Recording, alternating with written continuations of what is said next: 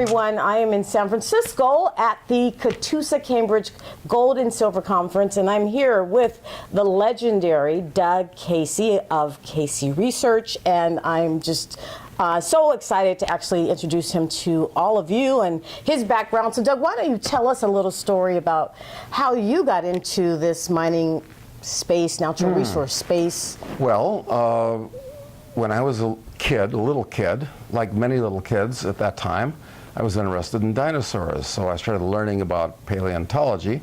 Paleontology is a division of geology. And I kept gaining knowledge about that. And then after I got out of college and got a miseducation in economics and so forth, when I went to Georgetown, I read a book by Henry Hazlitt called Economics in One Lesson, then one by Harry Brown called How to Profit from the Coming Devaluation, which was about basically buying gold and silver to take advantage of their depressed prices. So you put together an interest and a knowledge in geology with an interest in economics and gold, and it's a short jump to mining stocks that mine the gold, the geology and the money put together.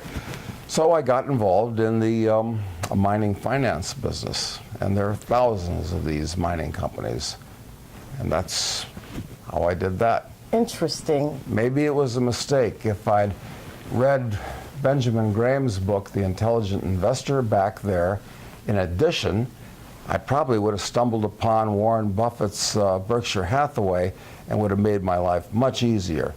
But you can't kiss all the girls.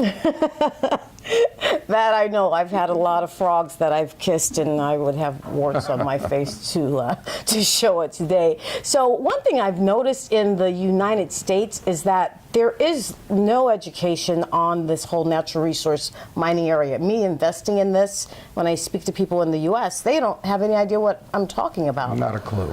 Do you know why that is? It's worse than that, Gina, because the education that kids get in economics, if they get any education in economics at all, is in the Keynesian variety, which basically posits that the government should try to control the economy as if it were a factory or a machine, and they're the CEO. This is completely incorrect. I'm partial to the Austrian school, which sees the economy more as a rainforest, where there is no controlling entity, where you don't push buttons to try to get effects. Everything works together naturally, much the way a rainforest works together. So that's as far as economics is concerned, but no, in schools there's no interest or education at all in the raw materials of civilization. I mean, if you take a chemistry course, okay, you're going to learn about things like copper and gold on the periodic chart. But no, so people are quite ignorant of these things. Yeah, and I find it very sad because natural resources is a raw material for all supply chains. I mean, we couldn't actually talk today. We couldn't be in this hotel today without some form of natural resource. And for us not to know something so fundamental. The cars, the planes, the gasoline that runs them, these buildings we're in, it's all due to the mining business, but only specialists know about or care about the mining business. Well, I hope that I will bring that to others, and it's a wonderful piece of information that I think all of us need to understand. The other observation that... It's like agriculture, where a lot of kids, you ask them, where's milk come from? And they actually think it comes out of cartons, not cows. So it's the same. it's the same thing with mining. Yeah, it's interesting. I actually heard Jim Rickards recently, and he stated that the only people that know money are people that are his age, or people that actually have been self-trained, or they are in mining. And I thought that was very, really just a very amazing observation by his part. Would you agree with his statement? Yes, absolutely. I'm not sure what kids are mostly interested in today. It seems that everybody, not just kids, but especially kids, are glued to their smartphones and things that relate to a smartphone. So this is a big difference. Now, I understand that you can have all the knowledge in the world that is available on your smartphone through the internet, but are people on their smartphones gaining knowledge, or are they just following the Kardashians most of the time? I'm not sure. Yeah, it's very it's sad, and hopefully, you know, we will be able to awaken people.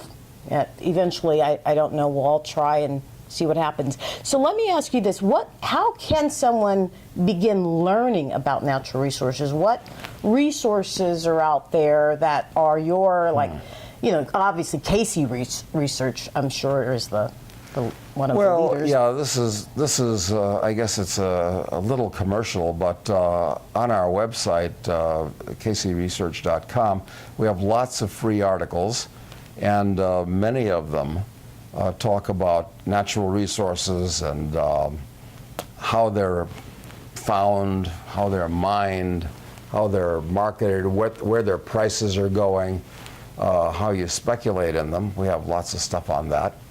I wrote a novel actually last year called Speculator, which is about a gold mining fraud in Africa and a bush war and all kinds of things like that.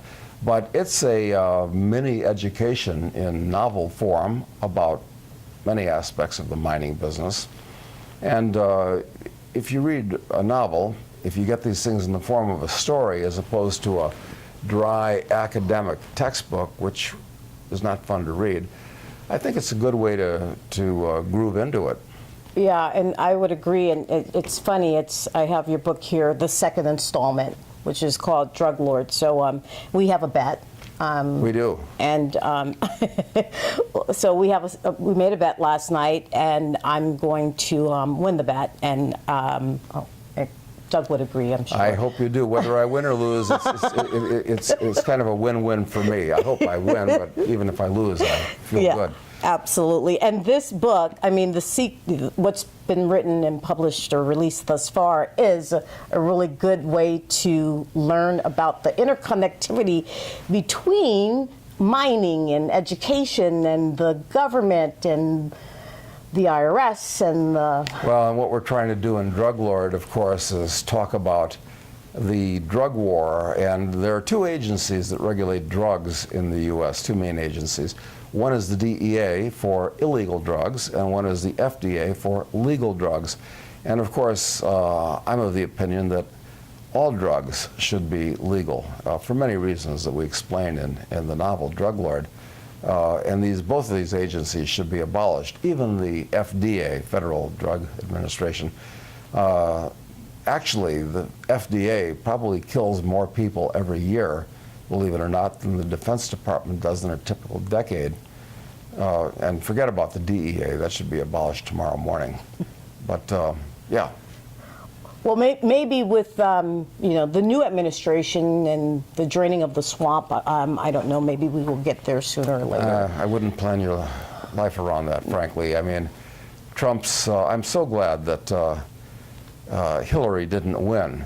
Trump is problematical in many ways, including his Attorney General, Jeff Sessions, who rather idiotically is a maniacal and reflexive drug warrior, anti-drug warrior.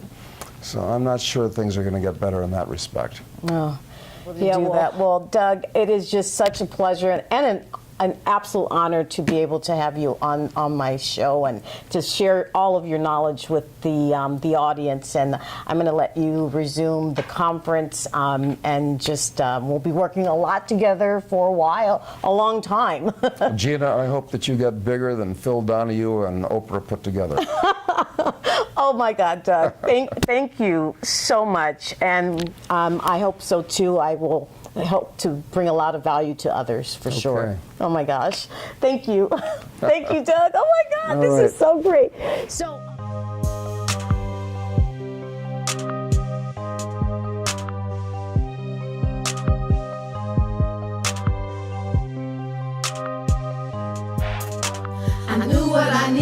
So I went out and got it, started stacking up assets. Now I'm bringing in profits. I knew what I needed, so I went out and got it, started stacking up assets. Now I'm bringing in profits.